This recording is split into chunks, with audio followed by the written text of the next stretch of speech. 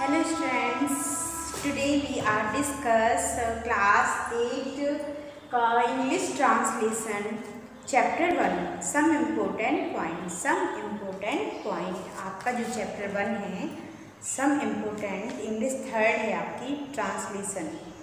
Okay, तो start करते हैं। वोवेल्स एंड कॉन्सोनेंट आपका फर्स्ट जो टॉपिक है, पॉइंट है आपका जो फर्स्ट, वो है vowels and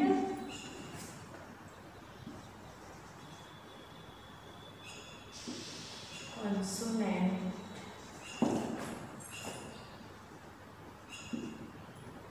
vowels and consonant।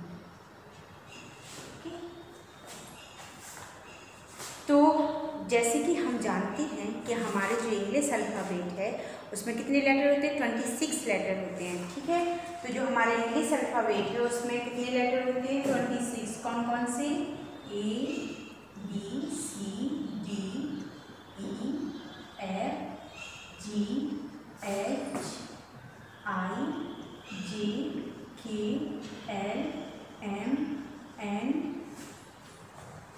O P Q R S T U V W X Y Z। Okay, तो जो हमारे इंग्लिश अल्फ़ाबेट हैं वो 26 लेटर होते हैं उसमें। अब इसमें क्या है कि हमारे जो इंग्लिश अल्फ़ाबेट है उसमें स्मॉल लेटर और कैपिटल लेटर होता है। तो जो हमारा लिखा हुआ है वो कैपिटल है और इसमें स्मॉल लेटर भी होता है। ठीक है, तो हमें पता है कि हमारे इंग्लिश अल्फ़ाबेट 26 लेटर होते हैं। इसमें जो वोवेल्स और कॉन्सोनेंट होते हैं, तो हम देखते हैं कि A E I O U। ठीक है, ये क्या है हमारे? ये इंग्लिश अल्फ़ाबेट में हमारे ये वोवेल्स हैं। 5 वोवेल्स होते हैं। कितने होते हैं? वोवेल्स हैं, यानी ये कितने हैं? ये 5 होते हैं। ये 5 होते हैं। ठीक है, तो इंग्लिश अल्फ़ाबेट में A E I O U ये वोवेल्स हैं, ये 5 होते हैं। ठीक है, और जो बाकी के बचे हुए हमारे जो लेटर हैं वो कॉन्सोनेंट हैं। तो ये उनकी संख्या कितनी होती है? 21। वो 21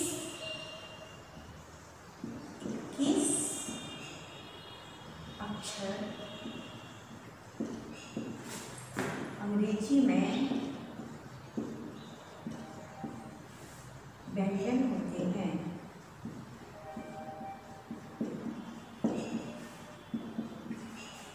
ओके, तो हमारे 26 में से जो A E I O U है ये वोवेल्स हैं, और इसके अलावा जो बचे हुए लेटर रहते हैं वो क्या है? वो हमारे कॉन्सोनेंट में आते हैं। ठीक है, और capital letter A B C D E F आदि को कैपिटल कहा जाता है। प्रत्येक नए वाक्य के प्रथम शब्द को कैपिटल लेटर से लिखा जाता है। हम इंग्लिश में जब भी कुछ भी लिखते हैं तो जो पहला वर्ड होता है हमारा वो हमेशा कैपिटल होना चाहिए। किसी कविता की प्रत्येक लाइन के प्रत्येक शब्द को प्रायः कैपिटल लेटर से स्टार्ट किया जाता है। यानी जब भी हम कविता पोएम वगैरह लिखते हैं तो जो भी एक लाइन होती है उसके जब दूसरी लाइन छोटी छोटी लाइन होती है, जब हम सेकेंड लाइन स्टार्ट करते हैं तो वो कैपिटल से होती है। यानी हर लाइन के एक लाइन खत्म होने के बाद जब हम दूसरी लाइन स्टार्ट करते हैं तो वो वर्ड कैपिटल से ही स्टार्ट करेंगे। किसी विशेष व्यक्ति, स्थान, वस्तु या पशु के नाम को कैपिटल लेटर से प्रारंभ किया जाता है, चाहे वे वाक्य के बीच में हो। किसी विशेष स्पेशल व्यक्ति, वस्तु, स्थान, पशु, इनके नामों को बीच में भी होने पर हम कैपिटल लेटर ही लिखते हैं। किसी विशेष व्यक्ति या स्थान के नाम से बनाए जाने वाले एडजेक्टिव्स को कैपिटल लेटर से ही प्रारंभ करते हैं। विशेष, यहाँ पे बात हो रही है विशेष व्यक्ति, कोई भी विशेष व्यक्ति हो, कोई स्पेशल स्थान हो, कोई के नाम से बनाए जाने वाले जो एडजेक्टिव होते हैं वो भी कैसे होते हैं, कैपिटल लेटर से ही होते हैं। जब गॉड शब्द परमात्मा, ईश्वर या भगवान के लिए प्रयोग किया जाए तो इस शब्द को सदा कैपिटल लेटर से ही लिखा जाता है। जब गॉड शब्द हो तो क्या है, उसको हमेशा कैपिटल लेटर से ही स्टार्ट किया जाता है। परमात्मा के लिए यानी गॉड के लिए प्रयोग किए जाने वाले जो प्रोनाउंस होते हैं वो सदा कैपिटल लेटर से ही लिखा जाता है।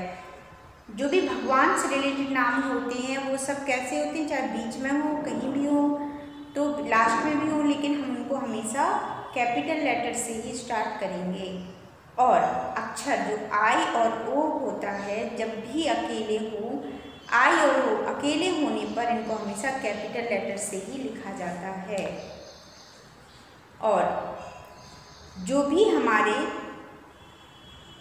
संकेताक्षरों या संक्षिप्त रूपों तथा इटैलिक अक्षरों को कैपिटल लेटर से ही आरंभ किया जाता है, जैसे MLA, SDO, MA, MP, UP, ये सब हमेशा कैपिटल लेटर से ही स्टार्ट किए जाते हैं। ठीक है, तो ये हमने कुछ लिखने के रूल्स थे हमारे, वो हमने समझिए कि इंग्लिश में क्या है। ठीक है, हम समझ गए ना, हमारे 5 वोवेल्स होती हैं, इसके अलावा सब कॉन्सोनेंट होते हैं। ठीक है, अब हम चलते हैं प्रोनाउंसिएशन की ओर, उच्चारण। अब जो हमारा दूसरा टॉपिक है वो है प्रोनाउंसिएशन।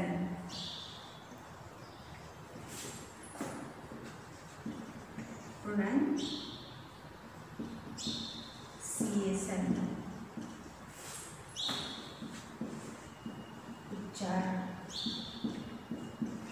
ओके, जो हमारा दूसरा था प्रोनाउंसिएशन वो है उच्चारण। तो जैसे कि हिंदी, पंजाबी, संस्कृत, उर्दू आदि जो भारतीय भाषाएं हैं उनमें जो वर्णमाला की प्रत्येक अक्षर का जो उच्चारण होता है वो सेम होता है, सदा कैसा होता है, एक सा होता है। दूसरे शब्दों में इन भाषाओं का प्रत्येक अक्षर सदा एक ही साउंड, एक ही ध्वनि देता है। अगर आ है तो वो आ ही है, हर जगह आ ही देगा। ठीक है, प्रत्येक ध्वनि के लिए सदा एक ही अक्षर का प्रयोग किया जाता है। कहीं भी हम प्रत्येक ध्वनि है, अगर एक अक्षर है तो वो वही प्रोनाउंस देगा, वही उच्चारण देगा उसका। लेकिन इंग्लिश में इन अक्षरों में से अधिक एक अक्षर, कुछ अक्षर एक से अधिक ध्वनियाँ देते हैं, कुछ अक्षर एक से अधिक ध्वनियाँ देते हैं। लेकिन क्या है, इंग्लिश में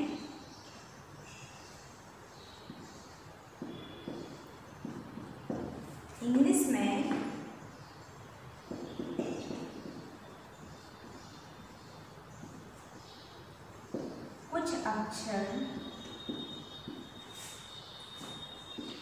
एक से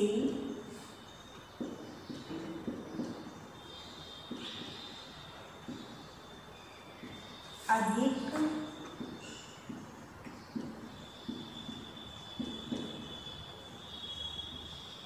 ध्वनियाँ देते हैं।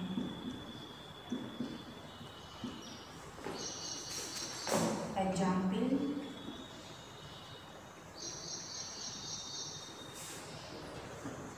जैसे बैट,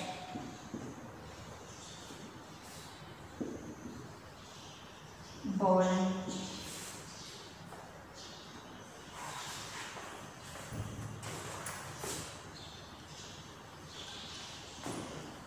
जैसे बैट,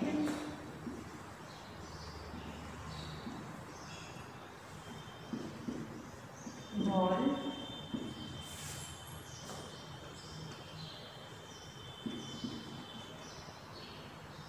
बात, वेद,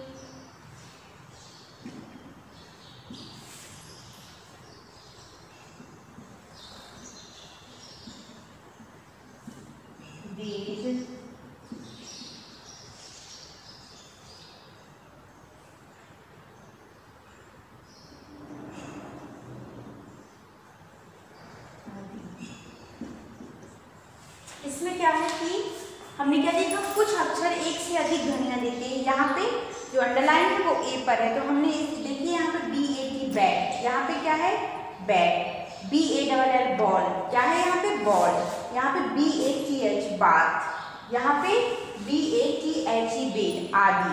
ठीक है, तो इनमें क्या है, कैसे तो देखते हैं कि इन शब्दों में ए का जो उच्चारण है, इन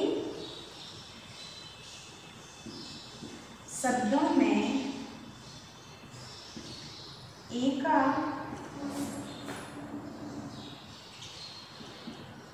उच्चारण क्रमशः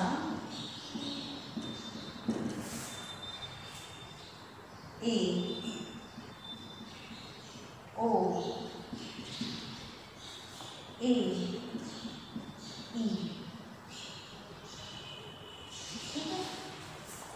क्या देखा हमने कि ए के कितने उच्चारण हैं, अलग अलग टाइप से अलग अलग ध्वनियां निकल रही हैं। तो पहले बैट ए, आई आ रहा, फिर बॉल ओ आ रहा, फिर बाथ ए आ रहा, फिर बे ई आ रहा, यानी जो उच्चारण है वो हमारा एक अलग अलग आ रहा है। तो इंग्लिश में ऐसा होता है कि उसका जो प्रोनाउंसिएशन है एक लेटर का अलग अलग हो सकता है। ठीक है, अब आते हैं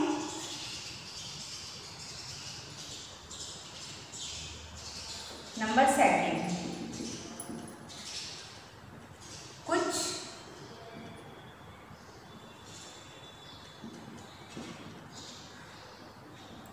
कुछ ध्वनियों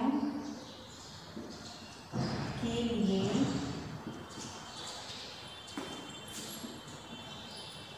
एक से अधिक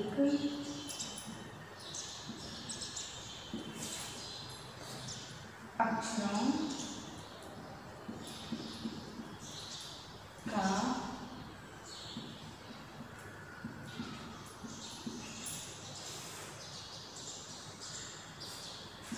प्रयोग किया जाता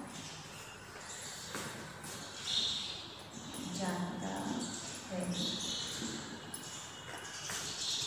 ठीक है, तो कुछ ध्वनियों के लिए, कुछ प्रोनाउंसिएशन के लिए एक से अधिक अक्षरों का प्रयोग किया जाता है। जैसे एग्जाम्पल देख लेते हैं।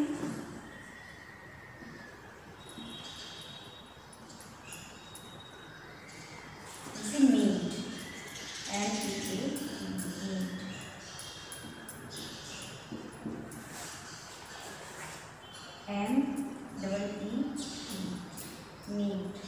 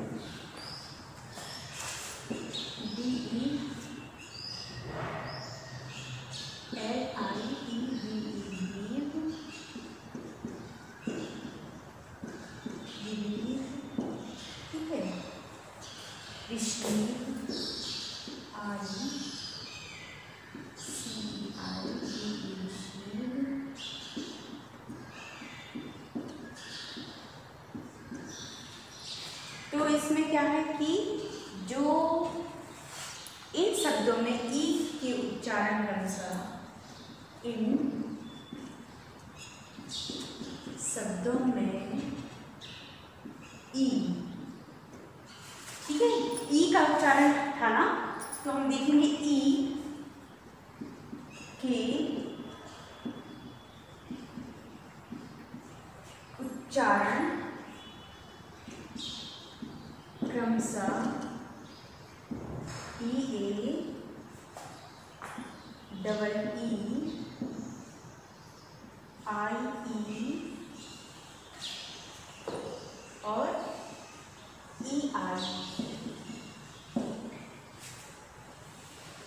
अक्षरों का प्रयोग किया है।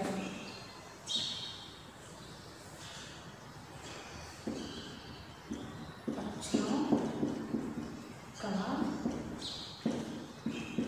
प्रयोग किया है। ठीक है, क्या किया हमने कि अगर हमने बड़ी MEA meet, MEET meet, BELIEVE believe और RECEIVE रिसीव। क्या किया, बड़ी ई जो उच्चारण था वो कैसा था, इन वर्णों से मिला के किया है। यानी हमारे इंग्लिश में क्या है, एक वर्ड को कई ध्वनियों से हम निकाल सकते हैं, बोल सकते हैं। ठीक है, अब इन शब्दों में कुछ अक्षरों का उच्चारण नहीं किया जाता, जबकि अन्य शब्दों में इन्हीं अक्षरों का उच्चारण किया जाता है।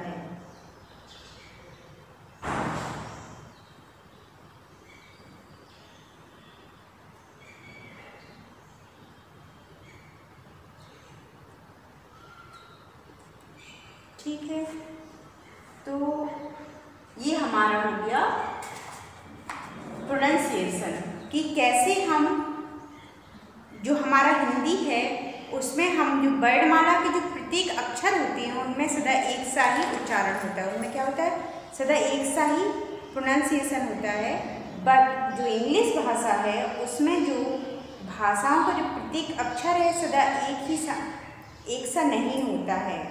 कुछ अक्षर एक से अधिक ध्वनियाँ देते हैं, कुछ ध्वनियों के लिए एक से अधिक अक्षरों का प्रयोग किया जाता है, और कुछ शब्दों में कुछ अक्षरों का उच्चारण नहीं किया जाता, जबकि अन्य शब्दों में उन्हीं अक्षरों का उच्चारण किया जाता है।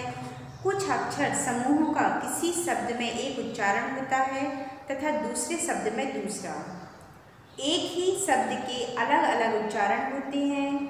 कुछ शब्दों के उच्चारण में कुछ ध्वनियाँ ऐसी होती हैं जिनका उन शब्दों के अक्षरों से कोई संबंध नहीं दिखता। और ब्रिटिश इंग्लिश में आर अक्षर के तत्काल बाद कोई कंसोनेंट साउंड ध्वनि जो हो या यह अक्षर किसी वाक्य के अंत में हो या किसी अकेले शब्द के अंत में हो तो उसका उच्चारण नहीं किया जाता। ब्रिटिश इंग्लिश में जो आर है वो उसके बाद कोई भी अक्षर के अंत में, अकेले अंत में हो या किसी अकेले शब्द के अंत में हो, उसका उच्चारण नहीं किया जाता। लेकिन आर अक्षर के तत्काल बाद अगर कोई वोवेल साउंड हो तो उसका उच्चारण किया जाता है, जैसे area, cream, where it's he आदि। कुछ शब्दों में वाई स्वर ध्वनि देता है, से ड्राई, ट्राई, ओलंपिक आदि। कुछ शब्दों में कोई वोवेल्स यानी स्वर कंसोनेंट की ध्वनि देता है, जैसे वन, यूनिवर्सिटी एक्सेट्रा। ओके, तो अब हम आते हैं थर्ड पॉइंट हमारा थर्ड है, देख लेते हैं। नंबर 2 हमारा कंप्लीट हो गया है।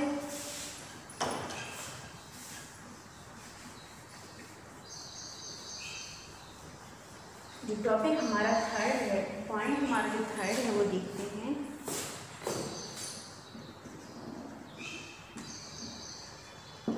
चैप्टर 1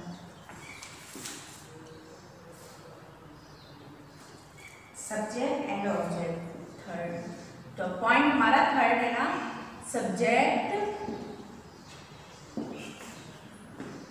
कर्ता एंड ऑब्जेक्ट। कर्म। ओके, तो अब हमारा आता है थर्ड, सब्जेक्ट एंड ऑब्जेक्ट, कर्ता और कर्म। कर्ता एंड कर्म। तो क्या है इसमें, इंग्लिश में जो वर्ब से पहले आने वाले व्यक्ति, स्थान या वस्तु को सब्जेक्ट कहा जाता है, चाहे वह वर्ब के द्वारा व्यक्त किए गए कार्य को करने वाला हो, डूअर हो या भोगने वाला सफरर हो। ठीक है, तो क्या है कि इंग्लिश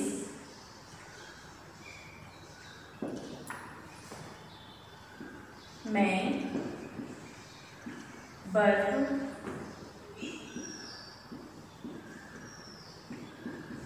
क्रिया से पहले आने वाले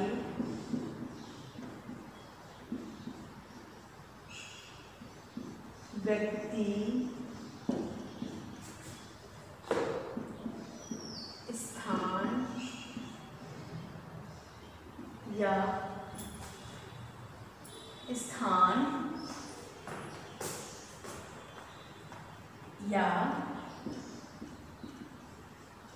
वस्तु को सब्जेक्ट कहा जाता है, चाहे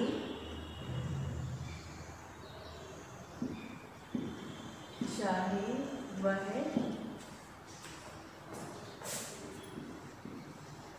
वर्ब के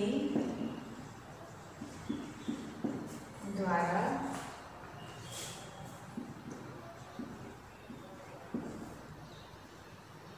व्यक्त किए गए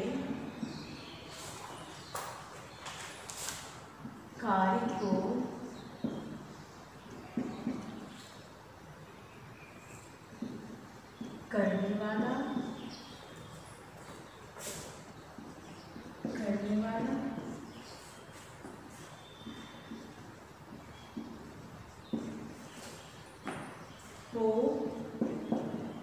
या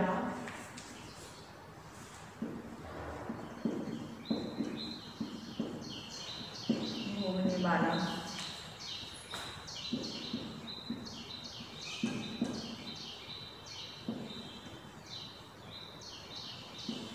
सफरर हो।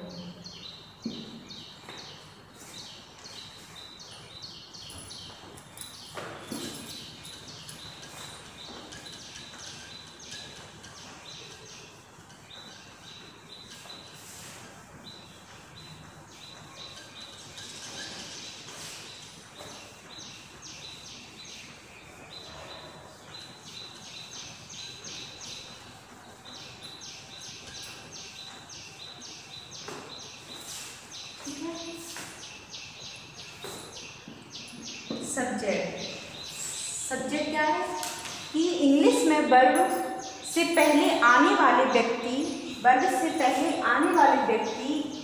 स्थान या वस्तु को सब्जेक्ट कहा जाता है। वर्ब से पहले आने वाले व्यक्ति, वस्तु, स्थान, ठीक है, को जो वर्ब से पहले व्यक्त किया जाए, वस्तु हो, स्थान हो, व्यक्ति हो, को सब्जेक्ट कहा जाएगा, चाहे वह वर्ब के द्वारा व्यक्त किए गए कार्य को करने वाला हो या भोगने वाला हो, लेकिन कहा जाएगा सब्जेक्ट।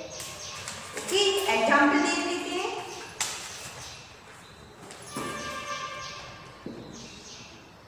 Rohit makes T. ठीक है, तो इसमें रोहित क्या है? सब्जेक्ट है, मेक्स क्या है? वर्ब है, और टी क्या है? ऑब्जेक्ट है। तो ठीक है, तो हमें क्या देखना है? सब्जेक्ट। तो जो वर्ब से पहले आने वाला व्यक्ति हो, स्थान हो या वस्तु हो, जो भी हो, वर्ब से पहले वाला आने वाला जो भी है वो क्या है? वो सब्जेक्ट है। ओके, तो ये हमारा सब्जेक्ट है, ये हमारा वर्ब है और ये हमारा ऑब्जेक्ट है। अब जैसे इसी का देख लेते हैं। अब जैसे टी, इज मेड बाय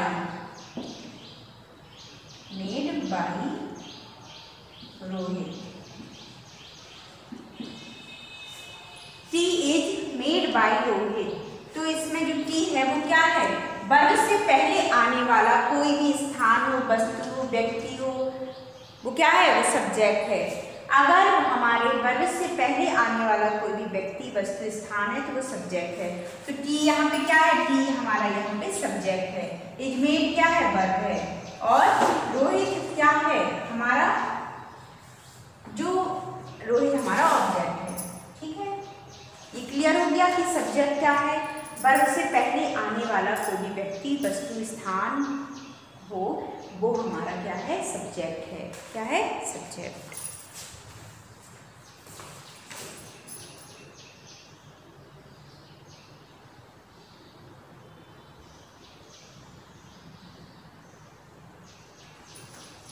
और हमारा ऑब्जेक्ट क्या है,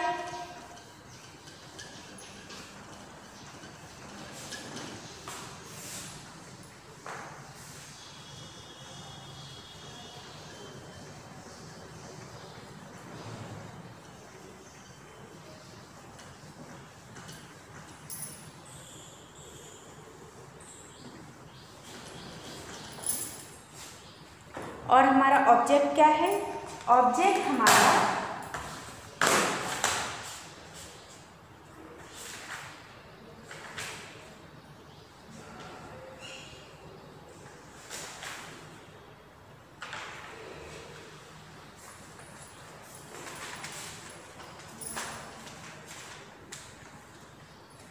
देखेंगे। अब हम देखेंगे ऑब्जेक्ट।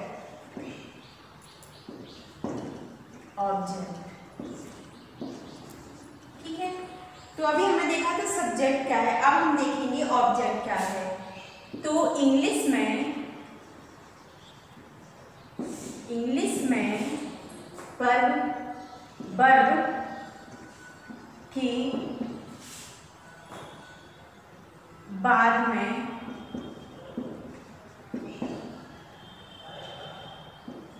वर्ब के बाद में आने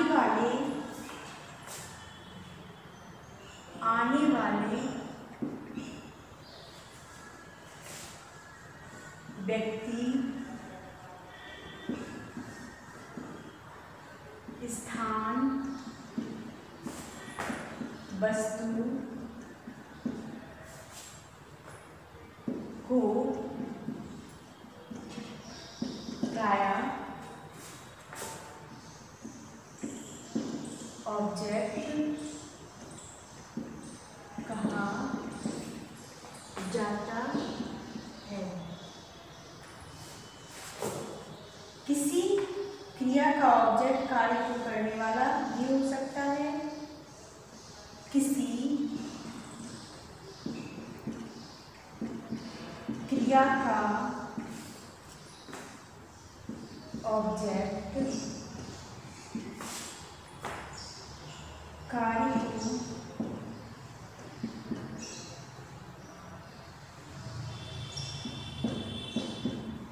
वाला